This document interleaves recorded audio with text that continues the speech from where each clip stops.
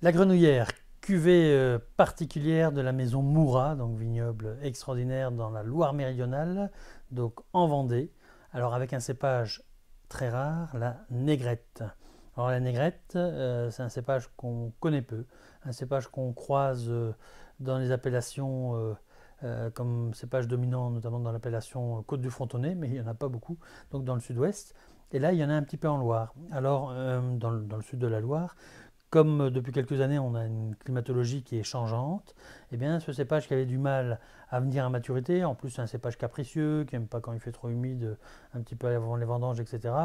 Un cépage difficile à travailler, mais depuis quelques années on arrive à avoir des belles maturités et à avoir des robes comme ça très très soutenues. Donc c'est un cépage qu'on travaille aussi en Californie par exemple, sous le nom de Pinot Saint-Georges, mais encore une fois c'est assez rare de le croiser. Alors au niveau de la dégustation, on voit qu'on a un vin avec une robe soutenue, hein, brillante, avec des reflets violacés, normal, vu sa jeunesse.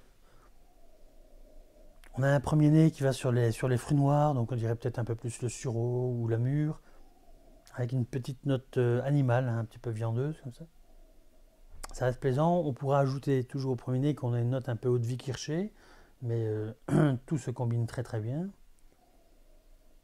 Quand on le travaille, on gagne un petit peu en épices, encore des notes un petit peu poivrées par-ci par-là.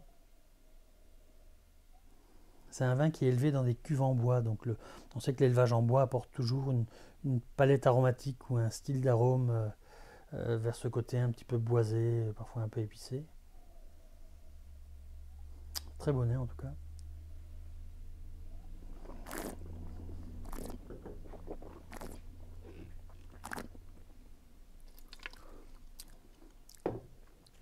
Au niveau de la bouche, c'est intéressant.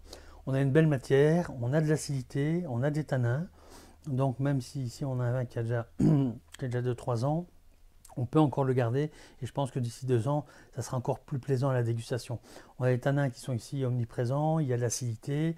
Au niveau de la persistance aromatique, c'est moyennement puissant, c'est moyennement long, mais c'est un vin qu'on peut servir déjà maintenant avec des viandes rouges, avec une bonne pierrade, pourquoi pas, ça pourrait très bien fonctionner, avec des volailles aussi, hein, en préparation moyennement corsée. Donc en tout cas, c'est un beau cépage à découvrir ou à redécouvrir, hein, puisque ça fait partie de l'ancienne garde, donc les anciens cépages qu'on pouvait trouver en Loire ou dans le sud-ouest, et en tout cas à voir évoluer parce que je pense que dans les années à venir, on va avoir des révélations encore sur ce cépage. Je vous souhaite une belle découverte, à bientôt.